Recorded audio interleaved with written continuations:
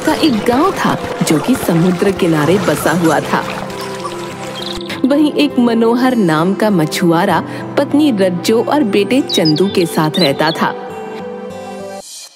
समुद्र किनारे गांव होने के कारण वहां ज्यादातर लोग मछली बेचने का काम ही करते थे, लेकिन सभी मछली पकड़ने केवल दाईं तरफ जाया करते थे, क्योंकि बाईं तरफ एक पुराना पानी का जहाज खड़ा था और लोगों का मानना था कि उसमें एक नाविक की आत्मा है। छगन टहलते टहलते समुद्री तट के बाईं तरफ पहुंच गया था। उसे ध्यान ही नहीं रहा था कि वहां वो रहता है। हे भगवान, मैं ये कहाँ आ गया? यहाँ तो वो रहस्यमयी नाविक रहता है। मुझे जल्दी से निकलना चाहिए। रुक जा, रुक जा। हे भगवान, वो आ गया। छगन पीछे मुड़कर देखता है तो उसके सामने एक बहुत ही खतरनाक सा दिखने वाला आदमी खड़ा था। उसे देखकर छगन की चीख निकल जाती है और वो आदमी उसकी तरफ भागने लगता है। छगन भी हड़बड़ाकर वहां से भागता है और एक पत्थर से टकराकर गिर पड़ता है। वो खतरनाक आदमी अब छगन के पास आ चुका था और तभी छगन बेहोश हो जाता है। तो इससे किसने बोला था वहां जाने को? ये तो होना ही था।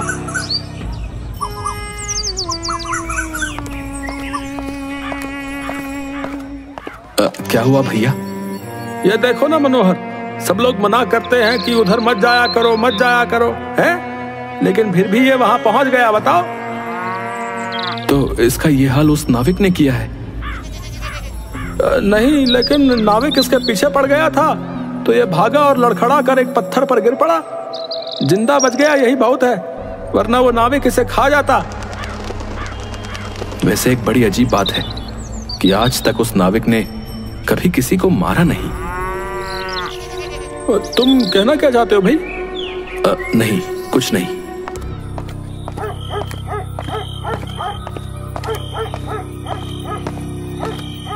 अरे आप आ गए? आओ आओ, मैं आपका ही इंतजार कर रही थी। मेरा इंतजार करने का कोई फायदा नहीं है, क्योंकि मैं आज भी कुछ खाने को नहीं लाया हूँ। हे भगवान, ऐसे कैसे चल पाएगा? आज भी आपको कोई मछली नहीं मिली क्या? एक बहुत छोटी सी मछली मिली थी, लेकिन फिर वो भी मर गई तो किसी ने खरीदी ही नहीं। वहां मछुआरों की इतनी ज्यादा भीड़ होने लगी है कि मुझ जैसे छोटे मछुआरों को कुछ हासिल ही नहीं होता। तो आप दूसरी तरफ क्यों नहीं चले जाते? उधर कोई भी नहीं जाता है, वहां आपको आसानी से बहुत सारी मछलियां मिल जाएंगी। कोई नहीं जाता है तो उसका एक कारण है। वहां एक नाविक का भूत रहता है। भूत? क्या सच में ऐसा होता है या लोगों ने अफवाह फैला रखी है? सच है, तू इस बारे में बात मत कर, जा जाकर चुपचाप सो जा। चंदू जाकर लेट तो जाता है, पर वो अपने माँ बाप की बातें सुनता रहता है, जिससे उसे पता चलता है कि उसके पिता का काम बहुत बुरा चल रहा है। वो अगले दिन अपने दोस्त राजू से मिलता है, जो कि गांव के प्रधान हरि प्रसाद का बेटा था। मेरे पिता को भी एक भी मछली नहीं मिल रही है और हमारे घर में खाने के लाले पड़ गए हैं। इसलिए मैं सोच रहा हूँ कि मुझे समुद्र तट के बाईं ओर जाकर देखना चाहिए कि वहां क्या है और कोई क्यों नहीं वहां जाता। तू पागल हो गया क्या? तुझे पता नहीं कि वहां एक नाविक का भूत रहता है? बड़े लोग तो कुछ भी मनगढ़ंत कहानियां बनाते रहते हैं। मैं जब तक अपनी आंखों से नहीं देख लेता ना, तब तक इन बातों पर विश्वास नहीं करूंगा। इसलिए मैं वहां जा रहा हूं और तू मेरे साथ चल रहा है। खुद को तो मारना चाहता है और मुझे भी मारना चाहता है। तुझे मेरी दोस्ती की कसम, तुझे मेरे साथ चलना पड़ेगा। दोस्ती की कसम के आगे राजू घुटने टेक देता है और चंदू के साथ वहां चला जाता है।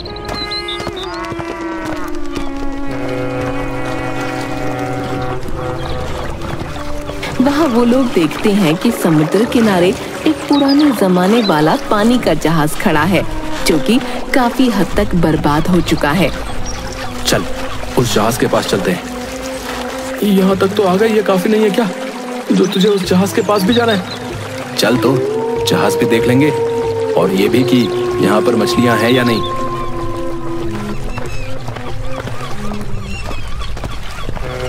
लोग उस जहाज के पास पहुंचते हैं और पानी में देखते हैं तो वहाँ काफी मछलियाँ होती हैं।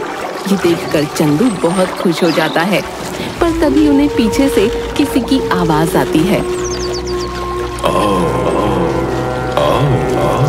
मेरे शिकार आओ। ये तो वही रहस्यमयी नाविक है। भाग चंदू, ये भूत है। अरे चंदू जल्दी चल यहाँ से, वरना ये हमें मार डालेगा। अरे रुक तो, नहीं ये हमें मार डालेगा।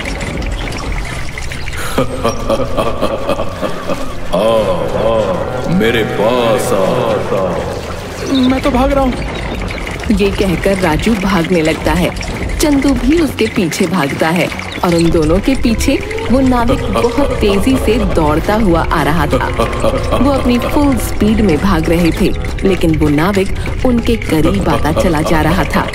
तभी अचानक राजू रुकता है और कुछ पत्थर उठाकर उस पर फेंकता है और दोबारा दौड़ने लगता है। आज हम बस बच ही गए, वरना हम उस नाविक का शिकार बन गए होते। अरे तू पागल है, 1 मिनट रुकता तो सही। तुझे ज्यादा मरने का शौक हो रहा है तो तू चला जाना, मुझे माफ कर दे। चंदू राजू से गुस्सा होकर अपने घर चला जाता है।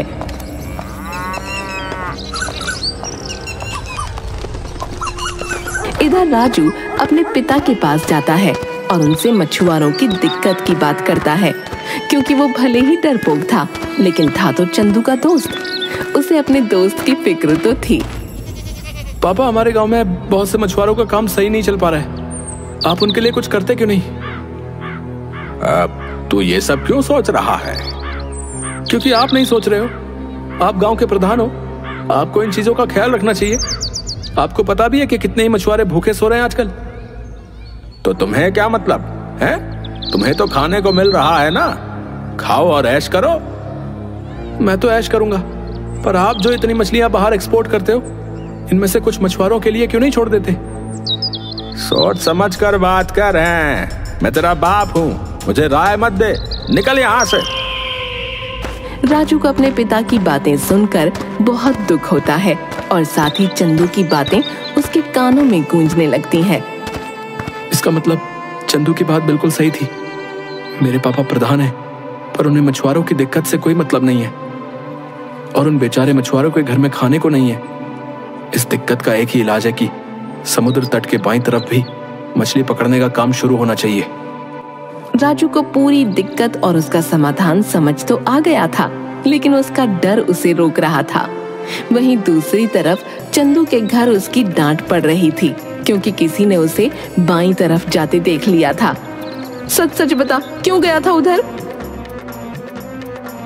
मैं उधर नहीं गया था। झूठ मत बोल, छगन ने तुझे जाते देखा था, तेरे साथ एक और लड़का भी था। सच सच बता, उधर क्यों गया था?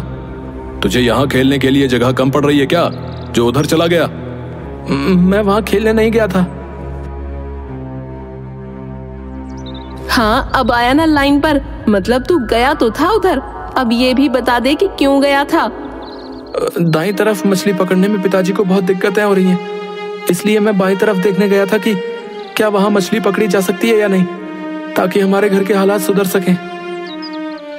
ये सुनते ही रज्जो और मनोहर का गुस्सा प्यार में बदल गया। दोनों रोने लगे और चंदू को समझाने लगे कि उसे वहां दोबारा कभी नहीं जाना चाहिए। लेकिन नहीं, कोई लेकिन वेकिन नहीं। वादा कर कि आज के बाद तू उधर नहीं जाएगा, वादा कर। मैं वादा करता हूँ कि मैं आज के बाद कभी उधर नहीं जाऊंगा। चंदू मजबूरन वादा कर लेता है।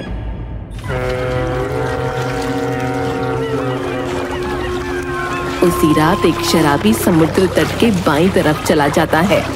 उसे बिल्कुल होश नहीं था।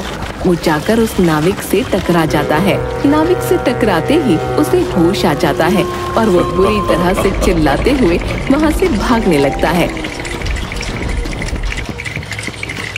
नाविक उसके पीछे नहीं भागता है, बल्कि वो एक पत्थर उठाता है और दूर से उसे फेंक कर मारता है, जिससे वो आदमी बेहोश हो जाता है।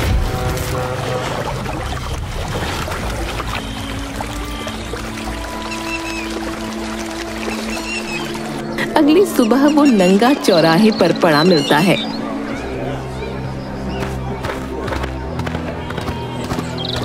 हाय हाय, ये शराबी भी ना रात में उस नाविक के पास पहुंच गया और उसने उसका ये हाल किया। राजू, तुझे एक बात अजीब नहीं लगती कि ये नाविक किसी को जान से नहीं मारता है? तो तू क्या चाहता है, वो सबको मार डाले? मैं क्या चाहता हूं ये पॉइंट नहीं है। अगर वो सचमुच एक भूत है तो वो लोगों को मारता क्यों नहीं है, ये पॉइंट है।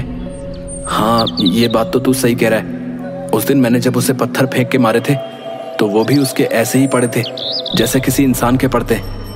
उससे वो रुक भी गया था। यही तो मैं भी कहना चाह रहा हूँ। शायद ये शक हमारा सही हो कि वो रहस्यमय नाविक कोई भूत नहीं बल्कि इंसान हो। पर वो इंसान ऐसा क्यों कर रहा है, इसका पता लगाना पड़ेगा और उसके लिए हमें वहां दोबारा जाना होगा।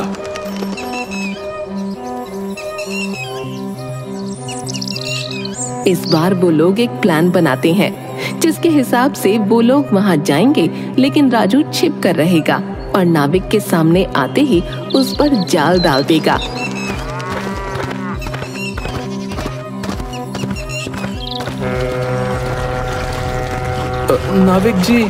नाविक जी।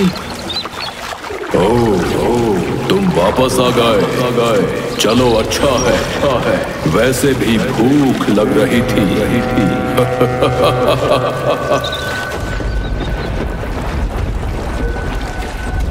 ये कहकर वो नाविक चंदू की तरफ भागना शुरू कर देता है और चंदू अपनी जगह पर खड़ा रहता है। नाविक जैसे ही चंदू के पास पहुंचने वाला होता है तभी राजू एकदम से आकर उसके ऊपर जाल डाल देता है और अगले ही पल दोनों उस नाविक पर चढ़कर बैठ जाते हैं। देखा, मैंने कहा था ना, ये कोई भूत नहीं इंसान है। तुम सही कह रहे हो, इसने हम सबको बहुत परेशान किया है। मैं इसको मार डालूंगा। नहीं, अरे रुक जाओ, पहले इसका उद्देश्य तो पता चलने दो। बता साले, तू ये क्यों कर रहा था?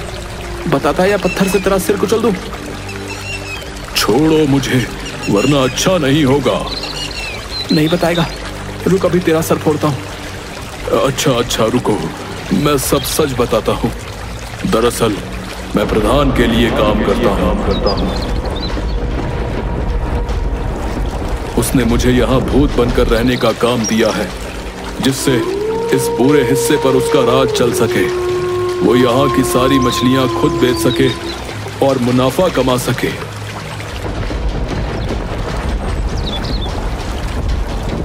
क्या मेरे पापा ने तुमसे ये सब करने को कहा था? चंदू और राजू वापस गांव में जाते हैं और सबको ये सच्चाई बताते हैं।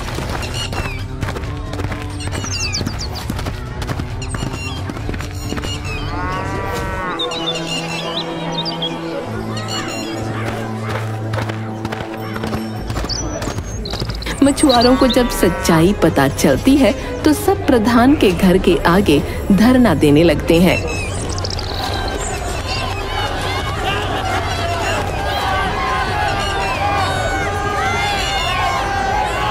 पर प्रधान अपनी गलती मानने को तैयार नहीं था।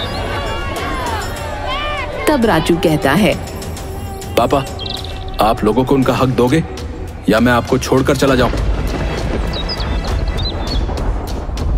मैं चला ही जाता हूं। अब रुक जाओ बेटा, मैं अपना गुनाह कबूल करता हूं। मैं मानता हूं कि ये मैंने ही किया था। वहां कोई भूत नहीं था। ये भूत मैंने अपने फायदे के लिए बनाया था। आप लोग मुझे माफ कर दीजिए। अब से समुद्री तट का बायां हिस्सा भी आप लोगों का है। ये सुनकर सारे मछुआरे खुश हो जाते हैं।